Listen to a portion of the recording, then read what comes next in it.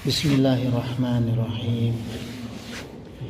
Assalamualaikum warahmatullahi wabarakatuh.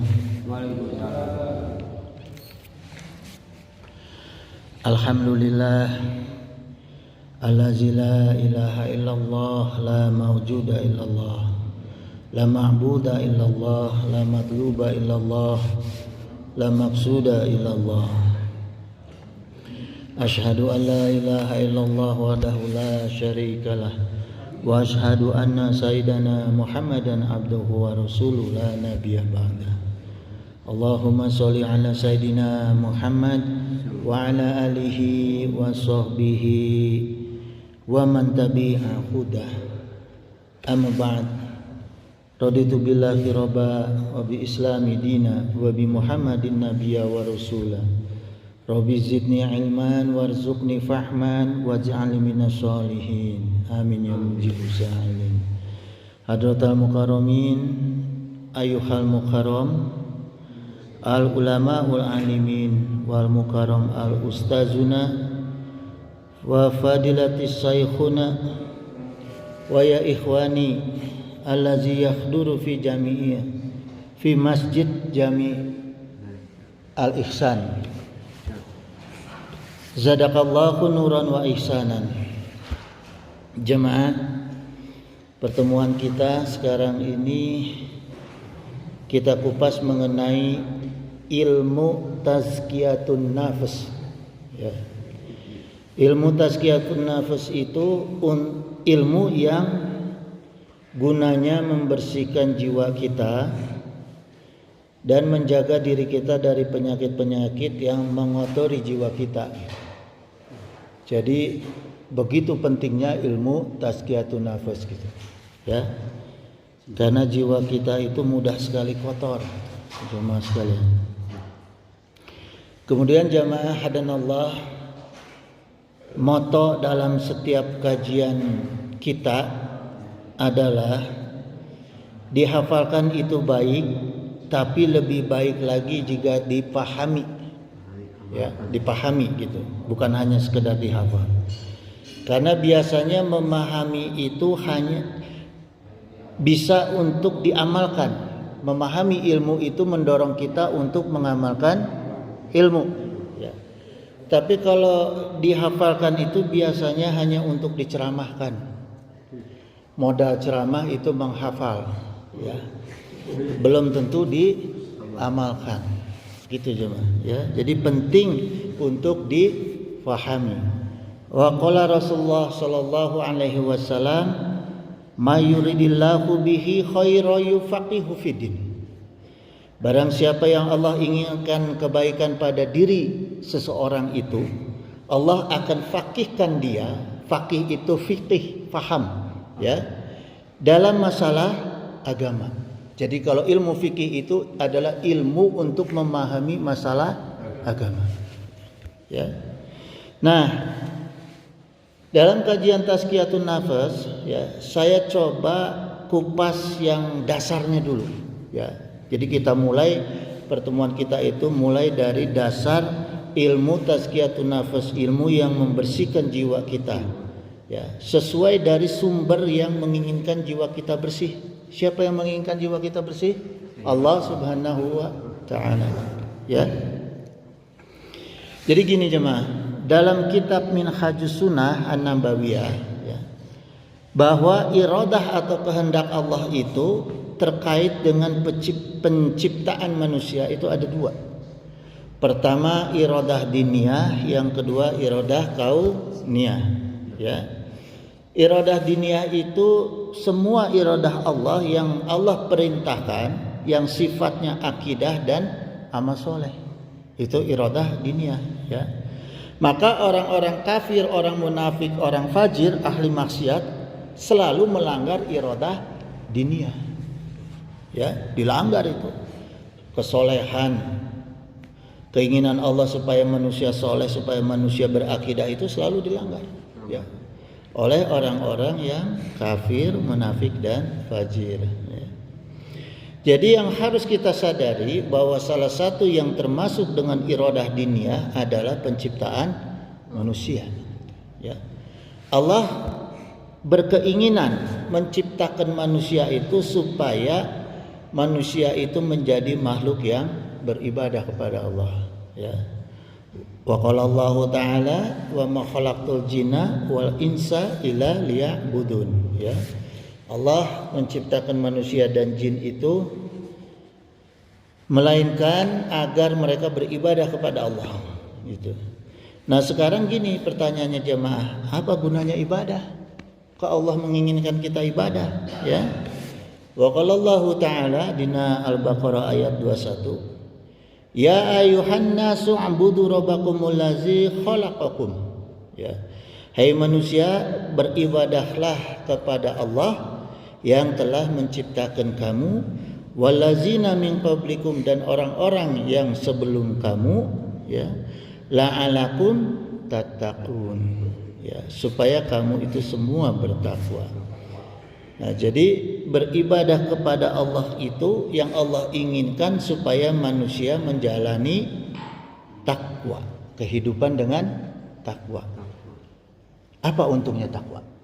Nah, kita selalu dengar tuh tiap Jumat khatib selalu mengatakan ittaqullah haqqa tuqatih. Sekarang paham gak kita takwa?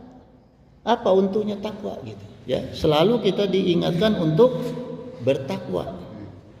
Wa qala Allah Ta'ala aidan, ya, wa taqullaha la'alakum tuflihun, ya, di Al-Baqarah 189. Dan tingkatkan takwa kepada Allah supaya kamu menjadi tuflihun. Tuflihun itu tina kata asal kata aflah falah. Hartosna bahagia dan sukses sudah di tangan, itu aflah, ya. Itu. Nah, pertanyaan lagi supaya kita paham nih, saya sengaja banyak pertanyaan nih, ya. Kenapa orang takwa itu bisa bahagia dan sukses sekaligus? Apa maksudnya gitu, ya? Tah, dina kata wattaqullaha la'alakum tuflihun itu ada kata la'alakum. La'ala itu maknana adalah huruf taroji dina nausara, ya, huruf taroji.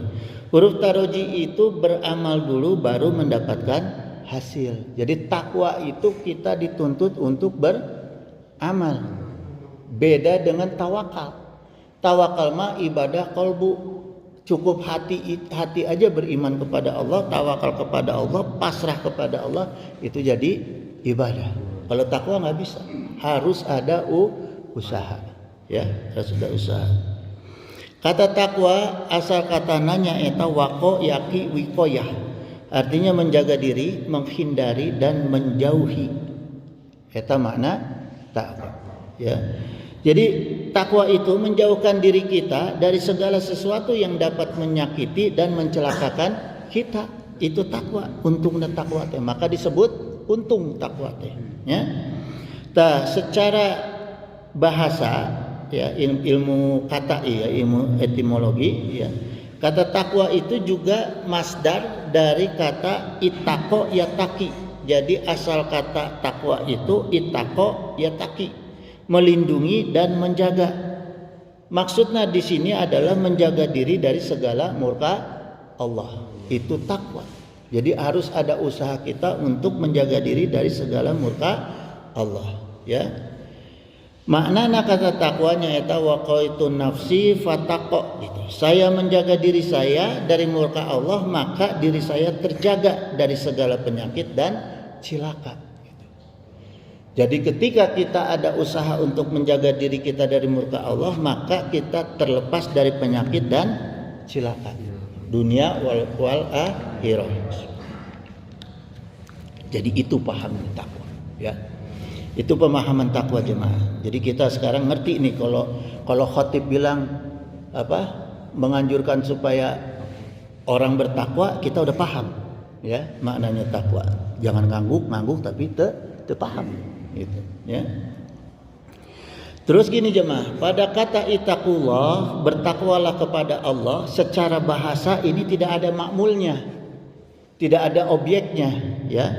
Bertakwalah kepada Allah, tidak ada objeknya tuh, ya, hanya sampai pada subjek gitu. Jadi kalau orang bertakwa itu adalah orang yang mampu menjaga diri. Menjaga diri dari apa? Ya, ittaqullah, bertakwalah kepada Allah. Menjaga diri kepada Allah dari apa? Apakah menjaga diri dari penyakit atau menjaga diri dari kemiskinan? Nah, apa ini maksudnya gitu ya? Nah, kenapa Allah kok tidak kasih objek gitu dalam kalimat ini ya? Karena gini jemaah sekalian. Allah jelaskan dalam surat Ali Imran ayat 102, ya ayyuhallazina amanu taqullaha haqqa tuqatih. Ya. Hei orang-orang yang beriman, bertakwalah kepada Allah dengan sebenar-benarnya takwa kepada Allah. Wala tamutuna illa wa antum muslimun. Dan jangan sekali-kali kamu mati dalam keadaan selain beragama Islam. Jadi di sini objeknya. Objeknya itu kata Allah, kita harus bertakwa kepada Allah supaya kita hidup dalam keadaan Islam dan mati dalam keadaan Islam. Itu maknanya gitu, ya. Kemudian gini jemaah sekalian. Kenapa kita kok harus hidup dan mati dalam keadaan Islam? Ini juga harus kita jawab. Ya, jangan-jangan ini ngada-ngada aja. Kan gitu ya, kita harus punya jawaban gitu supaya iman kita semakin yakin, semakin tebal ya. Wa qala Nabi sallallahu alaihi wasallam, al muslimu man salimal muslimuna min lisanihi wa yadihi ya. Orang Islamlah orang yang selamat dari keburukan lisan ya. Muslimuna min lisanihi, dari keburukan lisan, wayadihi, dan dari keburukan perbuatannya. Artinya tangannya di sini, wayadihi ini tangannya, artinya perbuatannya, ya. Wal muhajiru man hajaro mahanallahu anhu gitu, ya. Dan muhajir itu orang-orang, muhajir itu apa? Orang-orang yang hijrah menuju kebaikan. Sekarang kan banyak ya, ada artis hijrah, ada orang hijrah. Maksudnya hijrah itu pindah menuju ke yang lebih baik gitu. Disebutnya itu muhajir ya. Wal muhajiru, orang-orang muhajir itu orang-orang yang meninggalkan apa yang dilarang oleh Allah ya. Manahallahu anhu, apa yang dilarang oleh Allah kepada dia gitu ya. Jadi kesimpulannya jemaah, orang Islam itu orang yang selamat dari keburukan lisan, orang yang selamat dari keburukan perbuatannya, dan orang-orang yang selalu hijrah menuju kebaikan gitu ya. Gitu jemaah, ini keuntungannya Islam. Makanya kita dianjurkan bertakwa gitu ya, supaya kita terus dalam keislaman, hidup dan mati. Waqala, ini ada kaul ulama ya. Banyak orang yang mengatakan bahwa kalimat al-insanu mahalul khata wa nisyan itu hadis. Ya. Banyak orang yang menyangka kalimat ini adalah hadis, padahal ini adalah kaul ulama. Ya, jadi bukan hadis nih. Jadi kalau kita dengar kalimat al-insanu mahalul khata wa nisyan, itu bukan hadis. Ya. Ini kaul ulama. Gitu. Ya, jemaah sekalian. Hah?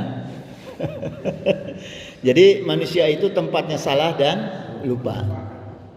Gitu jemaah. Nah, gini jemaah sekalian. Kemudian ada hadis. Nah, ini baru hadis nih. Wa qala Nabi sallallahu alaihi wasallam, kullu bani Adam khata'un wa khairul khata'in at-tawabun. Gitu ya. Setiap orang memiliki kesalahan dan orang yang bersalah adalah orang yang paling baik jika dia yang bertobat. Jadi orang bersalah yang paling baik itu adalah orang yang bertobat. Gitu ya. Jadi memang kita nggak bisa jemaah sekalian takwa seterus-terusnya nggak bisa, soleh seterus-terusnya nggak bisa gitu, karena kata ulama kita ini tempatnya kesalahan dan tempat lupa, pasti ada aja beloknya ya, ada aja maksiatnya gitu ya. Tapi kata Allah, kata Rasul, sebaik-baiknya itu sabda Rasul, orang yang bersalah itu orang yang bertobat. Gitu, ya. Kemudian bagaimana hukumnya tobat? Yaitu atobatu nadmu. Kalimat ini atobatu nadmu ini sama dengan al-hajiyun arafah. Haji itu adalah wukuf di Arafah. Jadi kalau tidak ada wukuf di Arafah maka bukan haji. Atau batu natmu, kalau tidak ada natmu tidak ada taubat. Natmu itu menyesal.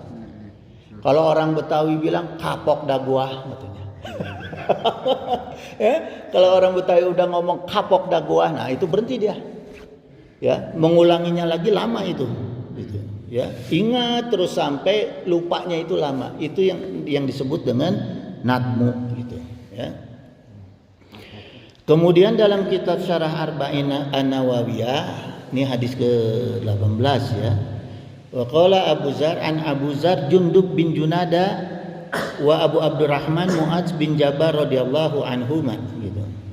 Qala Rasulullah SAW, beliau bersabda, Rasulullah bersabda, ittaqillah haitsu ma kunta. Bertakwalah kepada Allah di mana saja engkau berada. Jadi dimanapun kita harus selalu berusaha untuk menjadi soleh gitu ya, menjaga diri gitu. Wa bi syai'atal hasanatan huha gitu. Dan jauhi perbuatan buruk dengan kebaikan maka Allah hapuskan dosa-dosa kita. Nah, ini maknanya begini jemaah. Kita nih kalau nongkrong atau ngobrol lah dengan istri, dengan siapapun, sok kaliwat.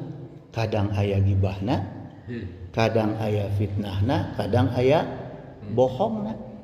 Namanya ngobrol, ya. Namanya ngobrol selalu kelepasan itu, ya. Maka kata Rasul, ya. Kata Rasul itu wa'at bi sayi'atal hasanah gitu. Ikuti kesalahan kita dengan perbuatan baik. Nah, kalau kita lupa terus kita ingat, tadi saya teh aya fitnah, aya gibah misalnya, aya ngabohong. Buru-buru mau sholat sunnah boleh, mau istighfar boleh ya, atau kalau perlu sedekah. Kalau kita sudah melakukan perbuatan baik ya, minimal misalnya dengan sedekah, maka Allah katakan tamhuha, Allah hapuskan semua dosa-dosa kita. Tapi bukan dosa yang besar ya. Bukan dosa yang besar. Ya, ini dosa yang sering kelupaan, kelewat gitu, ya.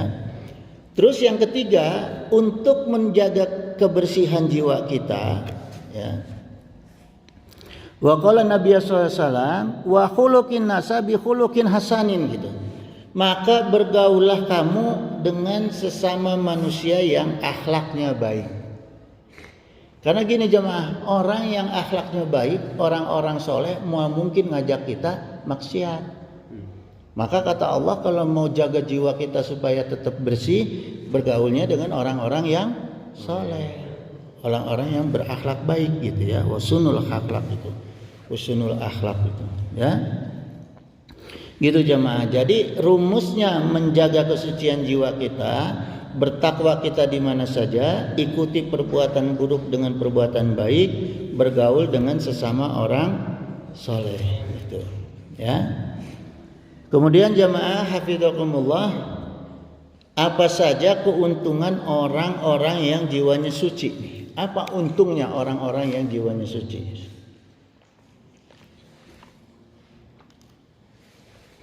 Terus apa saja ibadah orang-orang yang supaya jiwanya terjaga suci, ya. Yang tadi, yang tiga tadi, terus ada tambahan ini. Wa qalallahu ta'ala qad aflahal man tazakka. Sungguh beruntung. Aflah itu beruntung tadi ya. Man tazakka, orang-orang yang mensucikan jiwanya. Tazakka dina kata zakat, dari kata zakat gitu. Yang mensucikan, membersihkan jiwanya. Wa zakara asma rabbih fasola, dan orang-orang yang selalu membersihkan jiwanya itu dengan apa? Ingat, wa zakara asma rabbih fasola, dengan ingat kepada Allah selalu dan mendirikan salat. Ya. Jadi jangan sampai kita melalaikan sholat gitu. Ya, insya Allah jiwa kita terjaga tuh kebersihannya. Gitu. Kemudian gini jemaah sekalian, ini saya giring pemahaman kita ya. Jadi kita sekarang yakin nih jemaah, dari keterangan yang tadi sekarang kita yakin bahwa ibadah yang sebenar-benarnya yang sesuai dengan keinginan Allah adalah ibadahnya umat Islam. Tadi kita paham bahwa keinginan Allah menciptakan manusia supaya beribadah kepada Allah. Setelah tadi saya uraikan mengenai takwa, mengenai sholat, ya, kebersihan jiwa, maka ibadah yang sesuai dengan keinginan Allah menciptakan kita manusia adalah ibadahnya umat Islam. Karena hanya umat Islamlah yang mempunyai ibadah sholat 5 waktu wajib sehari gitu. Ya. Itu jemaah. Jadi kita harus yakin nih, percaya nih diri sama Allah ya. Karena hanya sholatlah kemudian yang punya komitmen beriman kepada Allah. Gitu. Ya. Kita umat Islam itu ketika sholat mengucapkan komitmen kepada Allah minimal 17 kali sehari. Gitu. Ya. Inna sholati wa nusuki wa mahyaya wa mamati lillahi rabbil alamin. Ini komitmen kita nih kepada Allah. Jangan salah nih. Sungguh sholatku, ibadahku, sembelihanku, hidupku dan matiku hanya untuk Allah. Ini komitmen. Kita janji setiap waktu sehari minimal 5 kali. 5 waktu sholat. Ya, kita janji kepada Allah.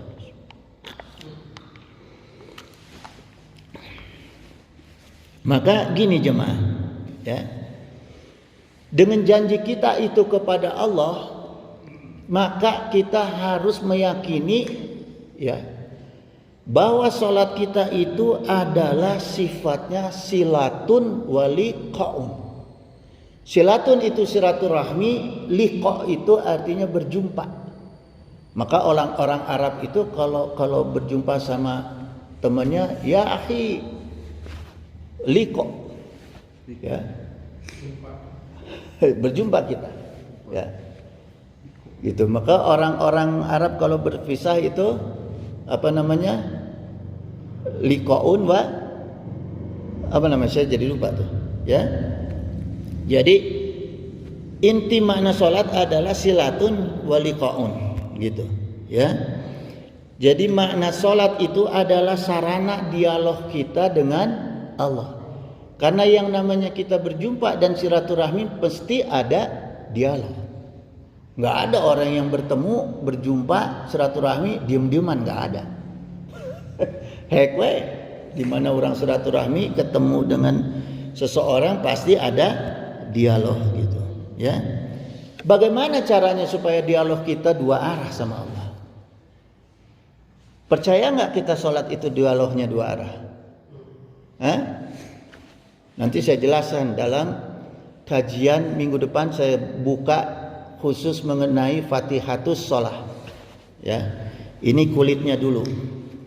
Jadi orang supaya dialog kita 2 arah dengan Allah ya ketika sholat, yaitu harus ada syarat. Syaratnya pertama, cukup rukun sholatnya. Pertama, rukun sholatnya harus cukup. Terutama dina masalah Fatihatus Shalah. Jangan sampai kita Al-Fatihahnya nggak benar di dalam sholat, ya. Makharijul hurufnya salah, itu komunikasinya jadi nggak 2 arah tuh, ya. Terus yang kedua, cukup syarat wajibnya sholat. Yang ketiga, cukup syarat sahnya sholat, ya. Yang keempat, cukup syarat sahnya sholat. Yang keempat adalah cukup sunnah hayatnya dalam sholat. Apa yang dimaksud sunnah hayat? Sunnah hayat itu misalnya takbiratul ihram dengan mengangkat 2 tangan, Allahu Akbar, itu hukumnya adalah sunnah hayat, gitu. Ya, gitu jemaah sekalian. Terus ada beberapa ya sunnah hayat, salah satunya itu. Nah, kalau kita nyambung dialog kita dengan Allah di dalam sholat, maka pasti ada jawaban yang menjawab maksud keinginan kita.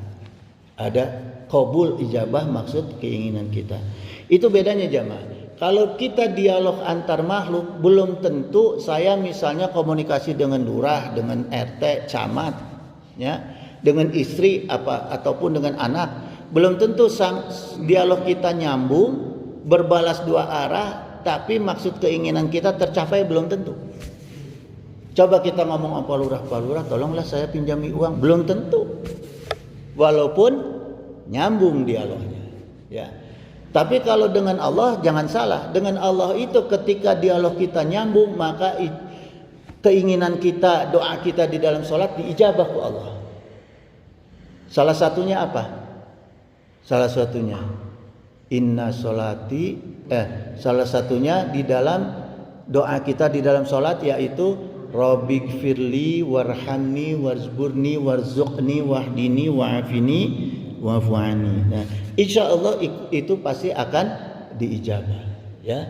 Maka pertemuan depan saya akan kupas masalah Fatihatus Shalah, karena ini penting gitu jemaah, ya, supaya dialog kita nyambung dan diijabah doa kita di dalam sholat. Kemudian gini jemaah sekalian, ya. Setiap perintah sholat di dalam Al-Quran itu dibuka dengan kata akimu, yukimu, akim.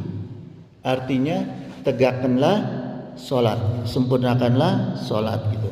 Bukan if'alus sholat, kerjakan sholat, bukan. Tapi tegakkan artinya sempurnakan sholat. Nah, ini perintahnya jemaah dalam Al-Quran, ya.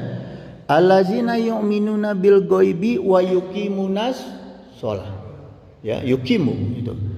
Wa aqimus shalah wa atuz zakah, ya.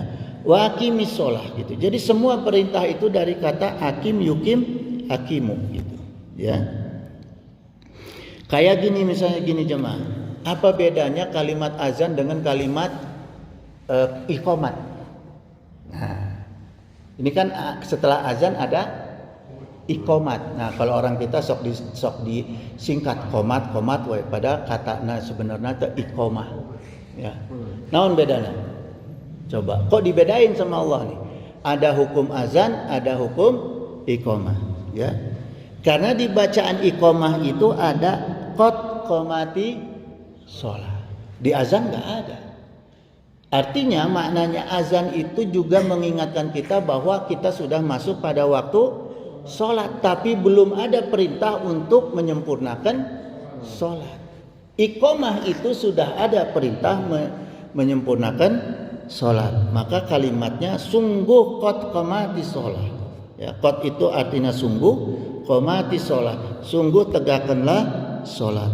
Artinya tegakkan sholat itu artinya perintah kita untuk sikap tubuh kita, bahu kita, kepala kita tegak lurus ke atas, wajah dan hati, niat tubuh mengarah ke kiblat.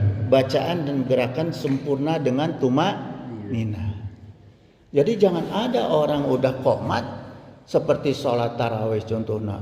Bismillahirrahmanirrahim. Alhamdulillahirabbil alamin. Arrahmanirrahim. Maliki yaumiddin. Allahu akbar, Allahu akbar, Allahu akbar. Itu bukan menegakkan sholat. Ya? Ulah tak. Kalau sudah ada qomat, jangan sampai sholat seperti itu. Itu namanya senam.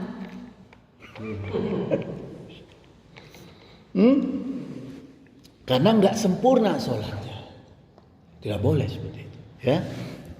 Nanti kita jelaskan kemudian pertemuan berikut. Kemudian gini jemaah sekalian, ya. Maka kalimat aqimus shalah itu artinya perintah Allah untuk menyempurnakan sholat. Tandanya bahwa Allah itu tahu orang-orang yang sholat itu sering tidak menyempurnakan sholat. Makanya diingatkan ke Allah dengan iqamah gitu, ya. Kalau udah mau masuk sholat, luruskan sholat, tegakkan sholat gitu, ya. Maka gini jemaah sekalian, ini kita perhatiin, ya. Kita harus bisa memahami Al-Quran. Semua perintah iman oleh Allah itu ya dalam Al-Qur'an, perintah iman dalam Al-Qur'an, oleh Allah itu digunakan kata kerja. Apa tandanya kata kerja? Tanpa alif lam. Kalau ada alif lam itu tanda kalimat isim, kalimat kata benda, ya. Nah, kebanyakan kalimat iman ini, kata iman ini digunakan kata kerja. Kenapa jemaah? Karena kata kerja itu orang yang namanya bekerja itu tidak tetap. Ada capeknya, ada malesnya, ada semangatnya, ada benernya, ada salahnya, itu namanya kerja. Maka Allah tempatkan kata iman itu dengan kata kerja. Supaya apa? Supaya kita paham bahwa kita iman itu naik turun, bolak belok, gitu, tidak tetap, ya. Seperti contoh misalnya gini, allazina yu'minuna bil ghaib, orang yang beriman kepada alam gaib itu menggunakan kata kerja, tidak tetap. Kadang iman kepada Allah, kadang iman kepada keris, kadang iman kepada ATM, kadang iman kepada handphone, ya. Mata pakai kata kerja, gitu. Allah, supaya kita paham nih, kita mau imannya mau tetap atau mau bulak belok, gitu, ya. Orang yang berpuasa, ya ayyuhallazina amanu, tidak pakai alif lam. Orang yang berpuasa juga imannya naik turun. Ada orang yang berpuasa kadang-kadang benar, kadang-kadang wudhu nalen air, ada. Kadang-kadang lebih banyak nonton sinetrona, ibu-ibu biasanya, ya. Itu. Jadi orang puasa juga begitu, imannya itu kadang naik, kadang turun, gitu, ya. Kemudian gini jemaah sekalian, apakah orang yang beriman itu selalu pakai kata kerja, tidak ada kata bendanya, tidak ada tetapnya? Ada. Orang yang beriman yang netep imannya kepada Allah itu ada dijelaskan oleh Allah, ya. Qad aflahal mu'minun allazina hum salatihim khoshi'un. Nah, ini kita dengerin nih. Qad aflahal, alif lam, mu'minun, artinya pakai kata benda. Sungguh beruntung, ya, orang yang sukses dan bahagia langsung di tangan orang-orang yang beriman, yaitu orang yang sholatnya khoshi'un, sholatnya khusyuk. Jadi kalau orang yang sholatnya khusyuk dijamin ku Allah imannya geus netep, moal goyang kaditu kadieu, gitu, ya, karena pakai kata benda, gitu. Orang benda kan nggak ada yang bergerak. Ini benda kita simpan nih, berseribu tahun bakal kieu wae, moal ngalih tah, moal ka mana-mana, bakal kieu wae bentukna, kecuali kalau kita ambil, kita pindahin. Ya, gitu jemaah sekalian. Jadi maknanya sholat itu adalah ibadah pembersih jiwa yang paling baik dan efektif, yang sesuai dengan ilmu tazkiyatun nafas. Karena sholat itu asal kata dari wasolah yasilu silah, ya. Sholat itu asal katanya wasolah yasilu silah, sesuatu yang terhubung erat dengan Allah. Jadi maknanya sholat itu adalah silaturahmi. Tadi silatun wa liqaun, gitu. Nah, orang yang silaturahmi itu orang yang digambarkan dalam Quran surat An-Nisa ayat 103. Fa iza qadaytumus shalah fazkurullaha qiyaman wa qu'udan wa ala junubikum. Jadi orang yang menyambung silaturahmi dengan Allah dengan salatnya yang khusyuk adalah orang yang selalu ingat Allah di waktu berdiri, di waktu duduk, dan di waktu berbaring. Jadi orang yang salatnya liqaun wasilatun dengan Allah itu yang pasca salat dia tetap selalu ingat dengan Allah. Baik duduk, baik berbaring, baik berdiri. Jangan orang beres salat langsung main gaplek. Itu sholatnya benar, ya. Jadi ciri orang sholatnya yang benar itu yang selalu ingat Allah di luar sholat. Kayak kita gini sekarang ketemu nih, belum, ini bukan silaturahmi. Makna silaturahmi yang sesungguhnya ketika pertemuan tolabul ilmi ini bubar, kita tetap selalu ingat. Saya selalu ingat Pak Ruhyat, saya selalu ingat Mas Angga, saya selalu ingat jamaah yang lain, begitu juga jamaah selalu ingat sama saya. Itu baru namanya silaturahmi, gitu ya, gitu. Kemudian gini jamaah sekalian, ya, Allah juga dalam beribadah kepada Allah itu menginginkan supaya manusia itu jangan asal mengikuti apa yang belum dipahami, gitu ya. Ini makna di luar sholat, ilmu tazkiyatun nafs itu. Allah berfirman begini jemaah sekalian, wala taqfu ma laisa laka bihi ilmun, dan janganlah kamu mengikuti apa yang kamu tidak mempunyai ilmu pengetahuan tentangnya. Jadi kita jangan sok asal ikut-ikutan naon diceramahkeun ku dai, ku ustad, ku naon, jangan. Kita harus punya ilmunya. Makanya gini jemaah, kalau kita dengar ceramah dai, ceramah ustad, mubalik di rumah itu jangan terus kemudian kita lupa. Selesai ceramah, selesai itu lupa juga kita. Jangan begitu.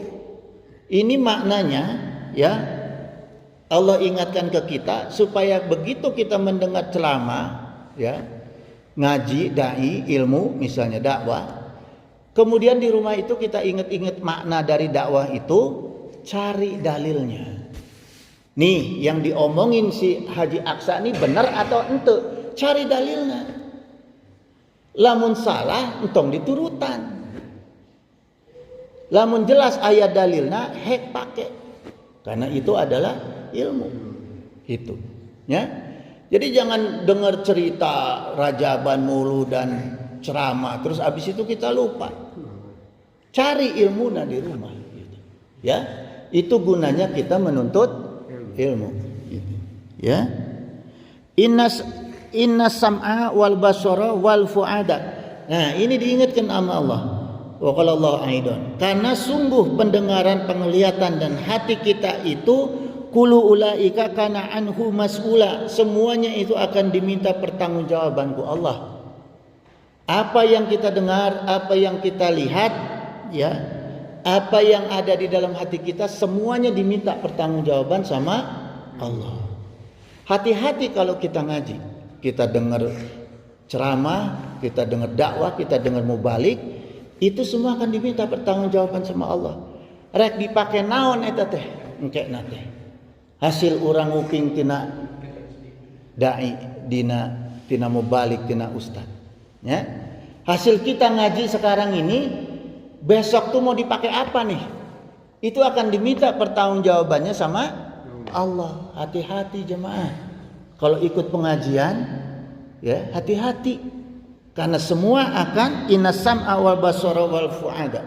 Semua itu akan kulu ulaika kana anhu mas'ula, diminta pertanggungjawabannya sama Allah. Jadi pulang dari sini jangan hare-hare. Terapkan ilmu itu, cari dalilnya, terapkan dina kehidupan kita gitu.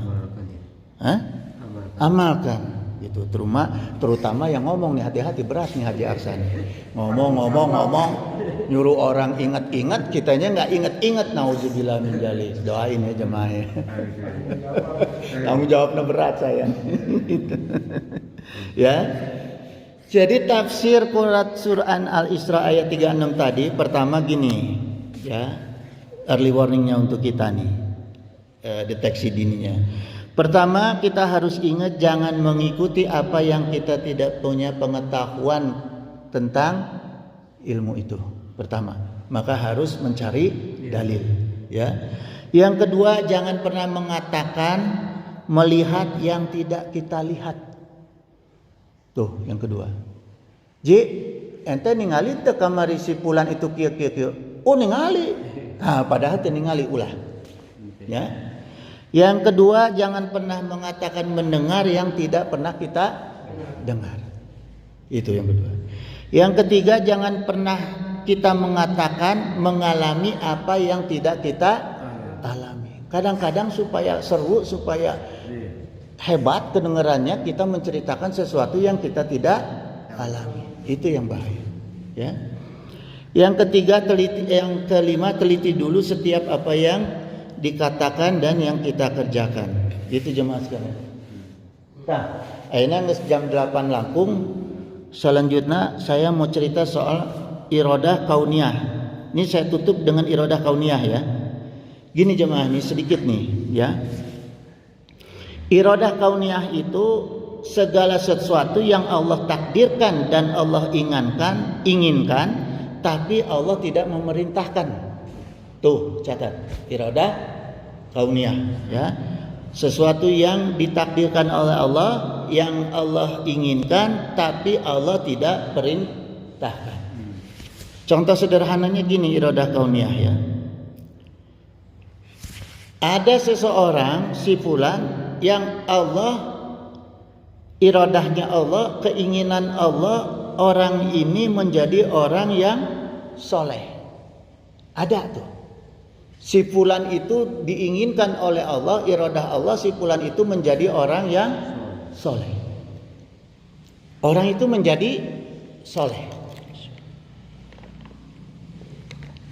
Tapi dalam kesolehan dia, perjalanan kesolehan dia, tiba-tiba dia melakukan maksiat. Padahal iradah Allah, keinginan Allah supaya si fulan itu soleh.